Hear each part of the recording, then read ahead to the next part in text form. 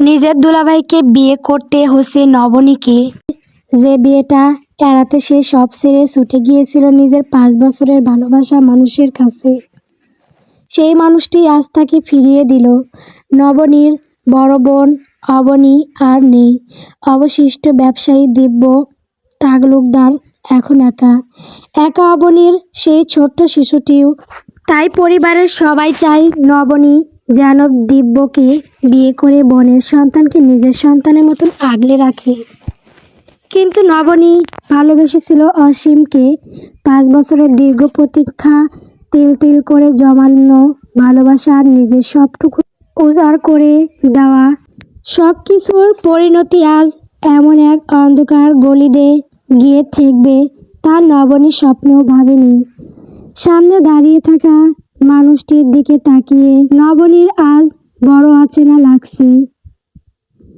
অসীম, যার জন্য সে আজ নিজের ঘর ছেড়েছে, যার পড়াশোনা আর হাত খরচের জন্য নিজের টিউশনির টাকাগুলো হাসি মুখে তুলে দিয়েছে, সেই অসীম আজ পাথরের মতো শীতল।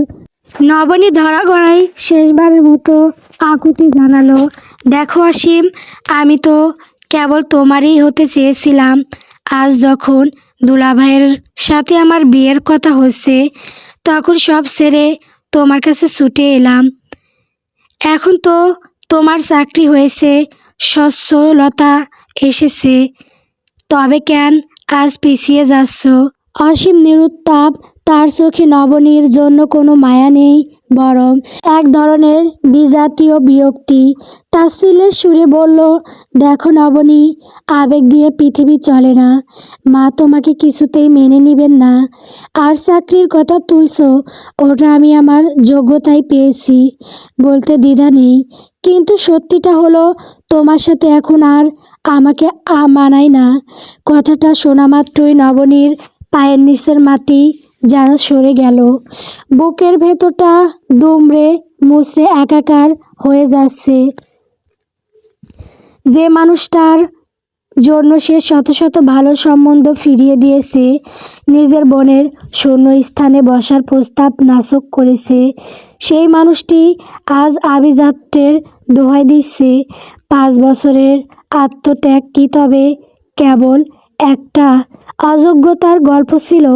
চোখের জল বাধা মানল না, তবে সেই জলের সাথে মিশে থাকলো এক তীব্র ঘৃণা।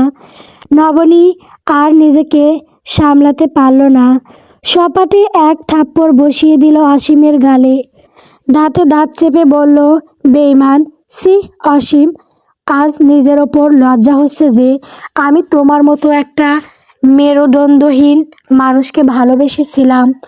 আমার পবিত্র ভালোবাসার যোগ্য তুমি কোনোদিনও ছিলে না। ঠিক আছে, তোমার যোগ্য কাউকে বেছে নাও তুমি। আজকে আমার সাথে তুমি যেটা করলে, তার জন্য ভীষণ আফসোস করবে তুমি, ভীষণ আফসোস করবে। অসীম। অসীমকে ফেলে রেখে নবনী যখন বাড়ির পথে পা বাড়ালো, তখন তার হৃদয়ে কেবল বোনের সেই ছোট্ট শিশুটির মুখটা ভাসছে, যে মাতৃত্বের দায়ভার এড়াতে সে পালিয়েছিল। আর সেই দায়ই যেন তার জীবনের একমাত্র ধ্রুবতারা হয়ে দাঁড়িয়েছে। নিজের দুলাভাই দিব্য তালুকদারের সাথে বিবাহ বন্ধনে আবদ্ধ হওয়াটা এখন আর কেবল সামাজিক চাপ নয়, বরং এক বিশ্বাসঘাতকের মুখে চপেটাঘাত করার জেদ। দিব্য তালুকদারের ধন সম্পদের কোনো অন্ত নেই। শহরের প্রথম সারির ব্যবসায়ীদের একজন সে। কিন্তু প্রাচুর্যের এই জুলুস নবীনকে কোনোদিনও টানেননি। উল্টো মানুষটাকে দেখলেই নবনীর ভেতরটা তেতো হয়ে উঠত। তার বিরক্তির মূলে ছিল দিব্যর গায়ের রং। বিয়ের আসরে যেদিন প্রথমবার দিব্যকে দেখেছিল নবনী, সেদিনই তার বাবাকে সোজাসাপটা বলে দিয়েছিল, এমন একটা কালো লোকের সাথে আমার চাঁদের মতো সুন্দরী আপুর বিয়ে কিছুতেই হতে পারে না। অবনী ছিল সত্যি অপরূপা, যেন শরতের শুভ্র মেঘের মতো তার গায়ের রং। সেদিন নবনীর কথা শুনে তার বড় ফুপু ধমক দিয়ে বলেছিলেন, তুই ছোট মানুষ, এসব কি বুঝিস? সোনার আংটি বাঁকা হলেও তার দাম কমে না। ছেলে মস্ত বড়লোক, তার বাবাও নামকরা ব্যবসায়ী। হাজার খুঁজলেও তোদের এই কুঁড়ে ঘরে এমন রাজপুত্র আর আসতো না। ফুপুর সেই কথাগুলো নবনীর গায়ের আগুন ধরিয়ে দিয়েছিল। অভিমানে সে সেদিন বাড়ি ছেড়ে মামার বাড়ি চলে গিয়েছিল। এমনকি অবনীর বউ ভাতেও পা রাখেনি। অবনী যখন বাপের বাড়ি আসতো, নবনী সব সময় নিজেকে লুকিয়ে রাখত। দিব্য তালুকদার লোকটাকে সহ্য করা তার পক্ষে সম্ভব ছিল না। অথচ লোকে বলতো অবনী রাজ সুখে আছে।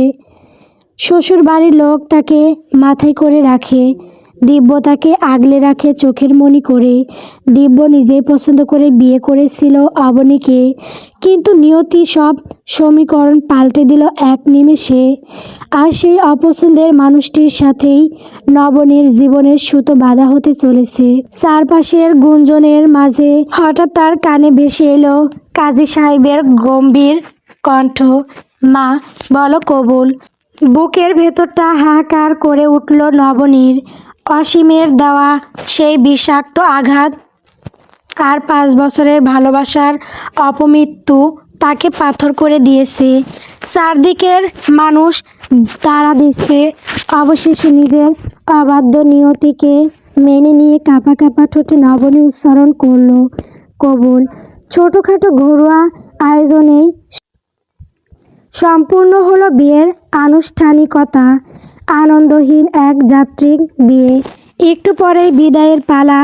নবনী যখন নিজের বুকের ভেতর জমে থাকা দীর্ঘশ্বাস আর চোখের জল আড়াল করার আপ্রাণ চেষ্টা করছিল, ঠিক তখনই তার শাশুড়ি অলেখা বেগম 4 বছরের ছোট্ট দিয়াকে কোলে নিয়ে নবনীর সামনে এসে দাঁড়ালেন। কালো রঙের একটা ছোট্ট ফ্রক পরেছে দিয়া, মাথার দুপাশে দুটো ঝুঁটি। কি ভীষণ মিষ্টি আর আদুরে লাগছে মেয়েটাকে। অবিকল তার মা অবনীর প্রতিচ্ছবি। গায়ের রংটাও পেয়েছে মায়ের মতোই দুধে আলতা। দিয়ার সাথে নবনীর সখ্যতা খুব একটা নেই। ছোটবেলা থেকেই নবনী মামার বাড়িতে বড় হয়েছে। আর অবনী বিয়ের পর সংসার আর দিব্যর ব্যস্ততার কারণে বাপের বাড়ি আসার তেমন সুযোগ পায়নি। অলেখা বেগম দিয়াকে কোল থেকে নামিয়ে দিয়ে নরম সুরে বললেন, আজ থেকে এটাই তোমার আম্মু। যাও মা, আম্মুকে হ্যালো বলো। ছোট্ট দিয়া বড় বড় চোখ পিট পিট করে তাকালো। তার শিশুতোষ মনে আটা যেন এক সব মস্ত বড় বিস্ময়। সে ধীর পায়ে এগিয়ে এসে তার ছোট্ট কমল হাতটা নবনীর গালে রাখল। সেই স্পর্শে যেন নবনীর বাঁধ ভাঙা কান্না বেরিয়ে এলো। কয়েক ফোঁটা তপ্ত অশ্রু গড়িয়ে পড়ল তার গালে। দিয়া অবাক হয়ে জিজ্ঞেস করলো, তুমি আমার মাম্মা? কাঁদছো কেন তুমি? তোমাকে কি কেউ বকেছে? নবনী কোনো কথা বলতে পারল না, শুধু মাথা নেড়ে বোঝালো যে কেউ তাকে বকেনি। আদর করে মেয়েটার গালে চুমু খেয়ে যাবে ঠিক তখনই অনাকাঙ্ক্ষিতভাবে কেউ দিয়াকে চট করে কোলে তুলে নিল। চমকে তাকিয়ে নবনী দেখল দিব্য তালুকদার। দিব্যর মুখবয়ব গম্ভীর সেই ব্যক্তিত্বের সামনে নবনী যেন কুঁকড়ে গেল। দিব্য গম্ভীর কণ্ঠে বলল, আমাদের দেরি হচ্ছে আম্মু, সব ঝামেলা চটপট শেষ করে চলে এসো। আমি দিয়াকে নিয়ে গাড়িতে যাচ্ছি। এক মুহূর্তও অপেক্ষা করলো না দিব্য। দিয়াকে নিয়ে দ্রুত পায়ে ঘর থেকে বেরিয়ে গেল সে। নবনী বিস্ময়ে স্তব্ধ হয়ে তাকিয়ে রইল তার যাওয়ার পথের দিকে। লোকটার রুক্ষতা যেন ঘরের বাতাসকে ভারী করে দিল। অলেখা বেগম পরিস্থিতি সামাল দিতে জোর করে একটু হেসে বললেন, তাড়াতাড়ি চলো মা, আমাদের পৌঁছাতে অনেক সময় লাগবে। নবনী বাসর ঘরে বসে তার বুকের ভেতরটা অপমানে আর অনিশ্চয়তায় ডিপ ডিপ করছে। চারপাশের রজনীগন্ধার তীব্র সুবাস তার কাছে বিষাক্ত মনে হচ্ছে। যে মানুষটাকে সে সারা জীবন ঘৃণা করে এসেছে, আজ তার ঘরেই সে নববধূর সাজে বসে আছে। অসীমের দেওয়া ক্ষতটা এখনো টাটকা। সব মিলিয়ে নবনী এক পাথর হয়ে বসে রইল। দিয়াকে অলেখা নিজের সাথে নিয়ে গেছে। মেয়েটা অবশ্য আস্তে আস্তে গাড়িতেই ঘুমিয়ে গিয়েছিল। দরজা খোলার শব্দে নবনী আড়ষ্ট হয়ে গেল। দিব্য ঘরে ঢুকেছে। লোকটা ধীর পায়ে এগিয়ে এসে নবনীর ঠিক সামনে দাঁড়ালো। নবনী মাথা নিচু করে রইল, কিন্তু তার সমস্ত শরীর কাঁপছে। সে ভেবেছিল দিব্য হয়তো তার সেই রুক্ষ মেজাজটাই দেখাবে, কিংবা জোর করে কোনো অধিকার ফলাতে চাইবে। কিন্তু তাকে অবাক করে দিয়ে দিব্য খুব শান্ত এবং মোলায়েম গলায় বলল, দেখো নবনী, তখনকার ব্যবহারের জন্য আমি সরি। আমি জানি আজ তোমার মনের ওপর দিয়ে কি ঝড় বয়ে যাচ্ছে। তুমি হয়তো এই পরিস্থিতিটার জন্য একেবারেই প্রস্তুত ছিলে না। আমিও ছিলাম না।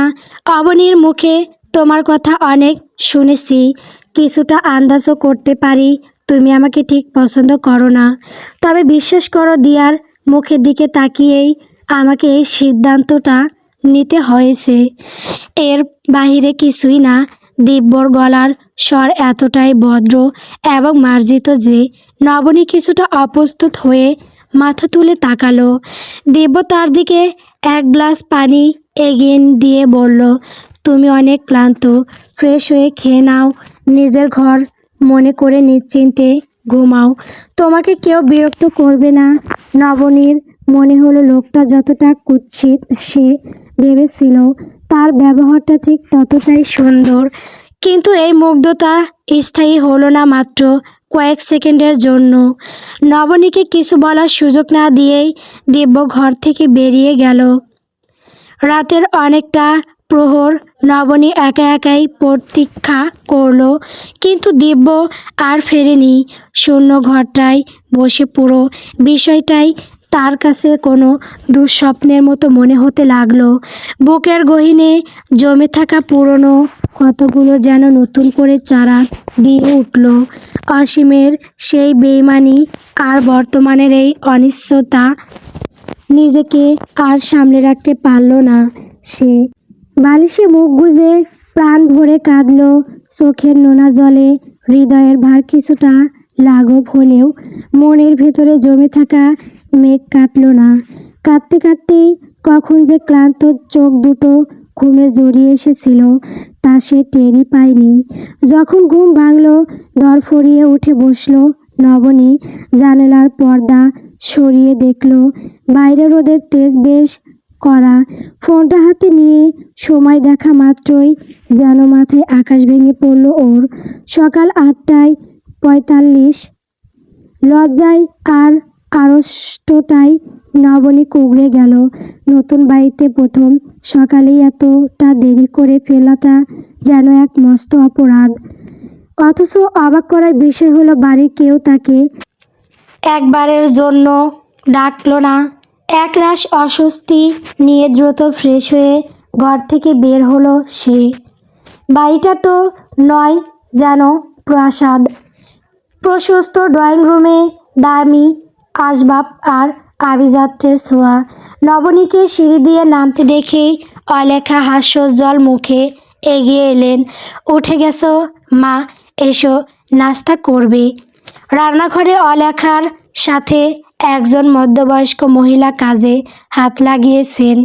ডাইনিং টেবিলে বসে দিব্যর ছোট ভাই কলরব আর বোন কথা নাস্তা করছে।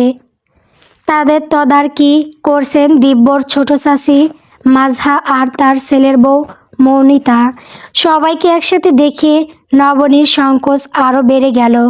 বাড়ির বড় বউ হয়ে এত দেরি করে সবার সামনে আসাটা তার কাছে ভীষণ লজ্জার মনে হতে লাগলো।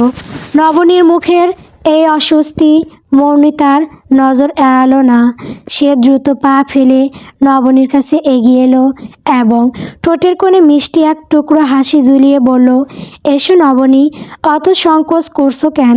সম্পর্কে তুমি আমার বড় হলেও বয়সে তো নিশ্চয়ই ছোট হবে। তোমাকে নাম ধরে ডাকলে কি মাইন্ড করবে? নবনী বিষণ্ণতার মাঝেও একটু মৃদু হাসার চেষ্টা করলো। মাথা নেড়ে জানালো যে সে কিছু মনে করবে না। তারপর বেশ কুণ্ঠিত স্বরে বলল, আসলে সরি, আমার উঠতে একটু বেশি দেরি হয়ে গেল।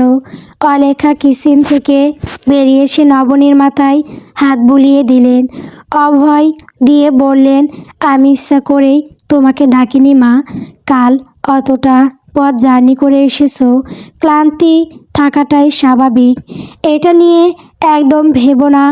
এখন চটজলদি নাস্তা করে নাও, তারপর কিছু নিয়ম কানুন আছে, সেগুলো সারতে হবে। মৌনিতা নবীনীকে হাত ধরে নিয়ে ডাইনিং টেবিলের চেয়ারে বসালো। বাড়ির সবার সাথে পুনরায় পরিচয় করিয়ে দিলেও নবনী খেয়াল করলো মানুষগুলোর ভিড়ে দুটি মুখ অনুপস্থিত। দিব্য আর ছোট্ট দিয়াকে কোথাও দেখা যাচ্ছে না। কিছুক্ষণ নীরব থেকে নবনী জড়তা কাটিয়ে জিজ্ঞেস করলো, আন্টি, দিয়া কোথায়? মাজহা উত্তর দিলেন, দিয়াকে তো দিব্য স্কুলে নিয়ে গেছে। ও প্রতিদিন অফিস যাওয়ার পথে দিয়াকে নামিয়ে দিয়ে যায়। আর বাড়ির বাকি পুরুষরা, মানে তোমার চাচা শ্বশুর আর আমার ছেলে কাব্য, অনেক আগে বেরিয়ে গেছে। এ বাড়িতে মোটামুটি 8টার মধ্যেই সবাই কর্মস্থলের উদ্দেশ্যে বেরিয়ে পড়ে। দিব্যর কথা শুনে নবনীর মনের কোণে একটা প্রশ্ন উকি দিল। কাল রাতে ঘর ছেড়ে বেরিয়ে যাওয়ার পর কোথায় ছিল দিব্য, আর কেন বা গিয়েছিল? নবনী আর কথা বাড়ালো না, চুপচাপ নাস্তা শেষ করলো। এরপরই শুরু হলো পরবর্তী নিয়ম। মাজহা আর অলেখা তাকে রান্নাঘরের দিকে নিয়ে গেলেন। মাজহা বুঝিয়ে বললেন, আমাদের বাড়ির একটা পুরনো নিয়ম আছে। নতুন বউ প্রথম সকালে সবার জন্য কিছু না কিছু রান্না করে। তবে নিয়ম হচ্ছে, এই কাজে বাড়ির কেউ তোমাকে কোনো সাহায্য করতে পারবে না। নিজের হাতেই সবটা সামলাতে হবে। পারবে তো? নবনী ধীর স্থিরভাবে মাথা নাড়ল। মনে মনে কিছুটা নার্ভাস লাগলেও সে জানে যে রান্না সম্পর্কে তার ভালোই জ্ঞান আছে। তবে এত বড় পরিবার আর নতুন স্বাদের সাথে মানিয়ে নেওয়াটা একটা বড় চ্যালেঞ্জ। মাজহা বেগম এক ফাঁকে মিলুর সাথে নবনীর পরিচয় করিয়ে দিলেন। মিলু এ বাড়ির বহু পুরনো বিশ্বাসী কাজের লোক। তার স্বামীও এ বাড়ির পুরনো ড্রাইভার। রান্নাঘরে নবনীকে একা রেখে বাকি সবাই বেরিয়ে গেল। সুবিশাল আধুনিক রান্নাঘরটায় নবনী যখন একা দাঁড়ালো, তখন তার মাথার ভেতর শত চিন্তার আনাগোনা। সে কি রান্না করবে? ঠিক তখনই মিলু বিনীত স্বরে জিজ্ঞেস করলো, কোনো কিছু কি কাটাকুটি করা লাগবে ভাবি? লাগলে বলেন, আমি সব গুছিয়ে দিচ্ছি। আপনি কি রান্না করবেন কিছু ভেবেছেন? নবীনী জানালা দিয়ে বাইরের উজ্জ্বল রোদের দিকে তাকালো। তার মনের ভেতর তখন চিন্তার ঝড়।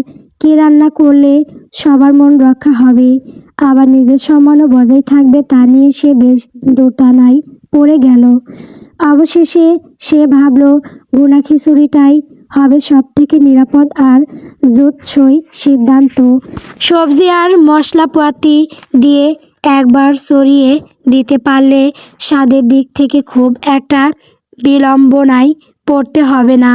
সে মিলুকে বেশ কিছু সবজি কুটে দিতে বলল। মিলু সবজি কাটতে বসেই একগাল হেসে বেশ রসিয়ে পুরনো গল্প জুড়িয়ে দিল। দাঁত বের করে সে বলল, জানেন ভাবি, সেবার যখন মৌনিতা ভাবির বিয়ে হলো, তখনও আমি এ রান্নাঘরেই ছিলাম। ভাবি তো মস্ত বড়লোক বাপের আদুরি আর একমাত্র মেয়ে। হাঁড়ি পাতিল কোনোদিন ধরেনি। শেষমেশ কিনা পেরে লুডুস রান্না করে বসলো। বাড়ির সবার মুখ দেখার মতো হয়েছিল সেদিন বলেই মিলু খিলখিল করে হাসতে লাগলো। কিন্তু নবনীর মনে এই হাসি কোনো দোলা দিল না, বরং সে কিছুটা বিরক্তই হলো। একে তো নিজের এলোমেলো জীবন নিয়ে সে অস্থির, তার ওপর নতুন পরিবেশের চাপ। এসবের মাঝে মিলুর এই ফালতু রং তামাশা তার একদমই ভালো লাগছিল না। সে একটু গম্ভীর হয়েই নিজের কাজে মন দিল।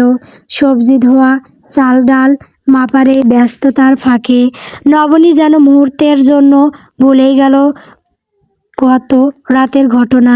সব মশলা কষানোর পর যখন খিচুড়ির সুঘ্রাণ চারদিকে ছড়িয়ে পড়তে লাগলো, তখন নবনী এক মুহূর্তের জন্য আনমনা হয়ে গেল।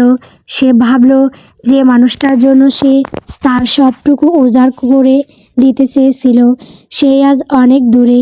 আর যাকে সে কোনো না কোনোভাবে এক প্রকার ঘৃণা করত, আজ তার ঘরের মানুষের জন্য রাত্রেই সে ব্যস্ত। নিয়তি বোধহয় একেই বলে। সিঁড়ি বেয়ে হন্তদন্ত হয়ে নিচে নামলেন অলেখা বেগম। তার এক হাতে ধরা মুঠো ফোন। কারো সাথে কথা বলতে বলতে তিনি এতটাই বিচলিত যে আশেপাশের কোনো দিকে তার খেয়াল নেই। রান্নাঘর থেকে নবনীর উৎসুক দৃষ্টিতে সেদিকে তাকিয়ে রইল। ড্রয়িং রুমে বসে টিভি দেখছিল মৌনিতা। সে শাশুড়ির এমন অবস্থা দেখে তড়িঘড়ি উঠে এসে জিজ্ঞেস করলো, কি হয়েছে চাচি আম্মা? আপনাকে এমন দেখাচ্ছে কেন? কার ফোন এসেছিল? নবনীয় হাতের কাজ ফেলে ধীর পায়ে ড্রয়িং রুমে কোণে এসে দাঁড়ালো। অলেখা বেগম একবার নবনীর দিকে তাকিয়ে নিয়ে ধরা গলায় বললেন, দিয়ার স্কুলের টিচার ফোন করেছিলেন। স্কুলে দিয়া নাকি কার সাথে মারামারি করেছে। ম্যাডাম বললেন ছুটি হওয়ার আগে উনি দিয়ার মায়ের সাথে দেখা করতে চান। আমি দিব্যকে অনেকবার কল করার চেষ্টা করলাম, কিন্তু ও মিটিংয়ে আছে বলে ফোন ধরছে না। মৌনিতা অবাক হয়ে বলল, কিন্তু দিয়ার যে মা নেই সেটা তো স্কুলের সবাই জানে। এখন ওর মা কোত্থেকে আসবে? অলেখা বেগম অস্থির হয়ে বললেন, আমি অত শত জানি না বাপু, তবে শুনলাম দিয়া হাতে চোট পেয়েছে, ও খুব কাঁদছে। দাঁড়াও, আমি আরেকবার দিব্যকে ট্রাই করি। নবনী বলে উঠল, 1 মিনিট আন্টি, ওনাকে আর কল করার দরকার নেই। আপনি আমাকে দিয়ার স্কুলের ঠিকানা বলুন, আমি এখনই চলে যাচ্ছি। অলেখা বেগম কিছুটা দ্বিধায় পড়লেন। নবনী এ বাড়ির নতুন বউ, একা একা পাঠানোটা কি ঠিক হবে? তবে পরক্ষণেই ভাবলেন, দিয়ার জন্য নবনীর এই দানটা তো ভালো লক্ষণ। তিনি সায় দিয়ে বললেন, ঠিকানা নিতে হবে না, তুমি আমাদের গাড়িতে করেই যাও। আমি ড্রাইভারকে বলে দিচ্ছি তোমাকে পৌঁছে দিতে। নবনী সম্মতি সূচক মাথা নাড়ল। অলেখা যাওয়ার আগে আবার মনে করিয়ে দিলেন, যাওয়ার পথে একবার দিব্যকে কল দিও, টিচার ওর সাথেও কথা বলতে চেয়েছেন। আমিও দেখছি ওকে পাওয়া যায় কি না। নবনী দরজার কাছে গিয়ে হঠাৎ থমকে দাঁড়ালো। এক অদ্ভুত ব্যস্ততায় সে থমকে গেছে। যার ঘর করতে সে বাড়িতে এসেছে, যার সন্তানের দায়িত্ব নিতে আজ সে হন্তদন্ত হয়ে ছুটছে, সেই মানুষটির ফোন নাম্বারটাই তার কাছে নেই। নিজের অজান্তেই একটা দীর্ঘশ্বাস ফেলে সে বেশ কুণ্ঠার সাথে বলে ফেলল, ওনার নাম্বারটা, মানে নাম্বারটা তো আমার কাছে নেই। অলেখা অবশ্য বিনা বাক্য নাম্বার দিয়ে দিয়েছিলেন। গাড়িতে বসে বারবার কল করে ওপাশ থেকে কোনো সাড়া মেলেনি। দিব্য সম্ভবত তার বিজনেস মিটিংয়ে এতটাই মগ্ন যে ফোনের অস্তিত্বই ভুলে গেছে। নবনী হতাশ হলো। বেশ, স্কুলে পৌঁছে নবনী জানতে পারল সবটা। দিয়া তার সহপাঠীদের সাথে গল্প করছিল যে এখন তার কাছে ও মা আছে, কিন্তু তার সেই কথাকে হেসে উড়িয়ে দিয়েছিল। তাদের বিদ্রূপ আর অবিশ্বাস সহ্য করতে না পেরে দিয়া রুখে দাঁড়িয়েছিল। আর সেই হাঁটাহাঁটির এক পর্যায়ে মেঝেতে পড়ে গিয়ে তার ছোট্ট হাতটা ছিলে গেছে। অফিস রুমের এক পাশে থম মেরে বসে আছে দিয়া। লাল হয়ে আসা চোখ আর ফোলা মুখটা বড্ড বিধ্বস্ত লাগছে। নবনী ধীর পায়ে তার কাছে এগিয়ে গেল, পাশে বসে আদুরি স্বরে বলল, দিয়া মাম্মা, আমার সোনামণিটা বুঝি খুব ব্যথা পেয়েছে? ওফ, তোমার তো খুব কষ্ট হয়েছে সোনা, তাহলে ওষুধ লাগাচ্ছ না কেন? কই দেখি তো হাতটা। দিয়া মুখ তুলল না, বুকের ওপর হাত দুটো আড়াআড়ি করে বেঁধেছে সে। মাথাটা নিচু করে রেখেছে, গম্ভীর স্বরে নবনীর দিকে না তাকিয়েই বলল, আমি তোমার সাথে একদম কথা বলবো না। তুমি পচা, তুমি আমাকে একটুও ভালোবাসো না। সকালে আমি কত অপেক্ষা করলাম, কিন্তু তুমি আমায় স্কুলে দিতে এলে না। তোমার সাথে আমার বিচ্ছেদ। তুমি যাও এখান থেকে, পাপ্পাকে আসতে বলো। দিয়া বিচ্ছেদ বলতে চেয়েছিল, এটা সে প্রায় কথাই ব্যবহার করে। নবনী এর মানে সহসাই না বুঝলেও ধারণা করতে পারল। শব্দটা যেন নবনীর বুকে তীরের ফলার মতো বিঁধল। মাত্র কয়েক ঘন্টার ব্যবধানে এইটুকু একটা শিশু কতটা অভিমান জমিয়ে রেখেছে তা ভেবে নবনীর চোখ ভিজে এলো। সে দিয়ার মাথায় হাত রেখে বলল, খুব সরি সোনা। মাম্মা আমার কাল থেকে রোজ মাম্মা তোমাকে স্কুলে নিয়ে আসবে, প্রমিস করছি। এখন লক্ষ্মী মেয়ে হয়ে একটু ওষুধটা লাগিয়ে দিতে দাও তো। নেভার আমি বললেও না। গম্ভীর কণ্ঠস্বর শুনে দিয়া একবার মুখ তুলে তাকালো, কিন্তু পরক্ষণেই আবার অভিমানে মুখ ফিরিয়ে নিল। দিব্য এসে দাঁড়িয়েছে। নবনী স্বস্তির শ্বাস নিল। দিব্য মেয়ের সামনে হাঁটু গেড়ে বসে তার মান ভাঙানোর চেষ্টা করছে, কিন্তু নবনীর কাছে সেই মুহূর্তটা যেন স্থবির হয়ে গেল। তার পায়ের নিচের মাটি কাঁপছে দিব্যর পেছনে দাঁড়িয়ে থাকা মানুষটিকে দেখে। নবনীর সমস্ত শরীর হিম হয়ে এলো। অসীম, সে এখানে কিভাবে? অসীমও স্তম্ভিত।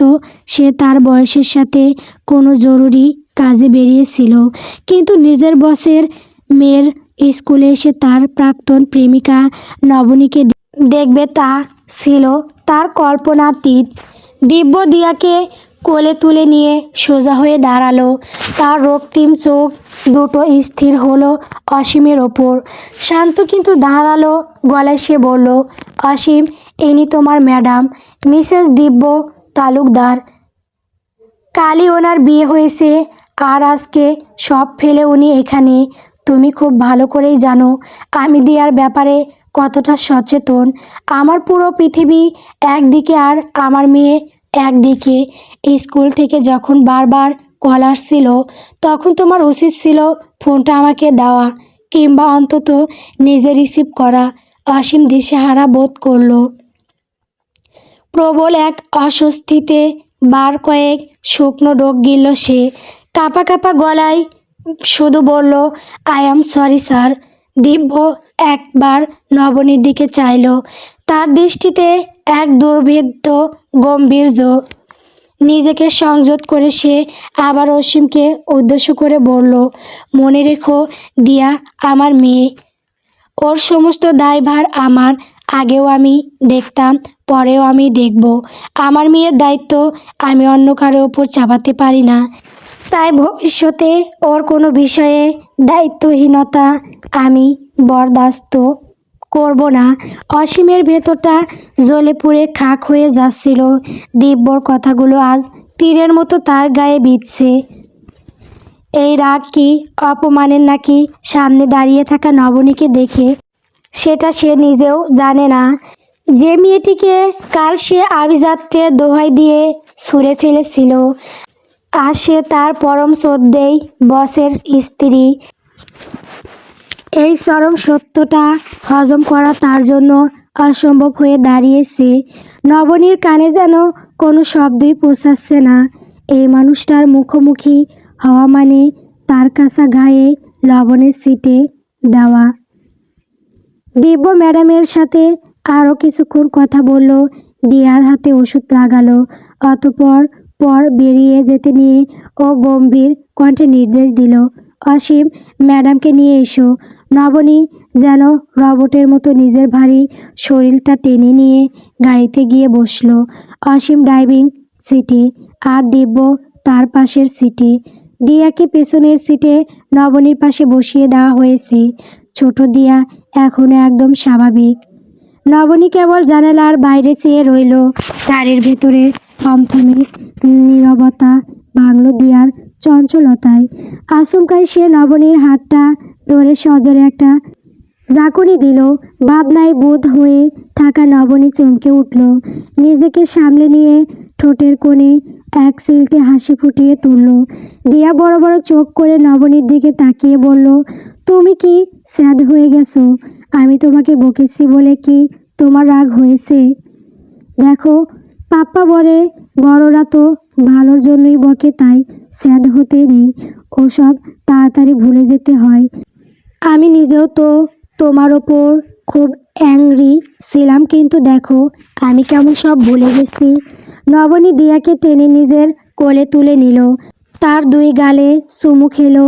তারপর দিয়ার সেই চোট পাওয়া হাতের তালুতে আলতো করে ঠোঁট ছুঁয়ে দিয়ে বলল, আমি একটুও রেগে নেই সোনা, আমি শুধু খুব ভয় পেয়ে গিয়েছিলাম। ভাবছিলাম আমার ছোট মাটা বুঝি আমার সাথে সারা জীবনের মতো আড়ি করে দিল। এখন আমি একা একা কি করব? কিন্তু তুমি বড় হলে কি রে? দিয়া খিলখিল করে হেসে উঠল। হাসতে হাসতে বলল, ইস তুমি কত ভীতু। দিয়া একদম ব্রেভ গার্ল, বুঝলে? আর দাদু বলে আমি বুড়ি, এবার বড় বুড়ো, আগে নাকি বুড়ি। আচ্ছা, তোমার চোখে কি হয়েছে? নবনী তড়িঘড়ি করে হাতের উল্টো পিঠে চোখ মুছে ফেলল। ধরা গলায় সামলে নিয়ে বলল, আসলে চোখে কিছু একটা পড়েছে সোনা, তাই ঠিক মতো দেখতে পাচ্ছিলাম না। দিয়া মাথা নেড়ে বলল, কিন্তু আমি তো সব দেখতে পাই। আমার চোখ খুব পাওয়ারফুল, আমি কিন্তু আমার চোখ কাউকে দেব না। গল্প এই অবেলায়। বন্ধুরা, গল্পটি কেমন হয়েছে কমেন্ট করে বলবেন। পরবর্তী পর্ব পাওয়ার জন্য অবশ্যই আমার চ্যানেলটিকে সাবস্ক্রাইব করবেন। সাবস্ক্রাইব করলে গল্প দেওয়া হবে, তাছাড়া দেওয়া হবে না। ধন্যবাদ।